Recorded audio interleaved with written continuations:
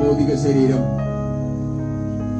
അന്ത്യയാത്രക്കായി പിതാവിന്റെയും പുത്രന്റെയും പരിശുദ്ധാത്മാവിന്റെയും നാമത്തിൽ ഞങ്ങളുടെ കടങ്ങളും പാപങ്ങളും ഞങ്ങളോട് ക്ഷമിക്കണമേ.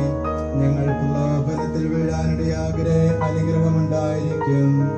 പിതാവിനും പുത്രനും പരിശുദ്ധാത്മാവിനും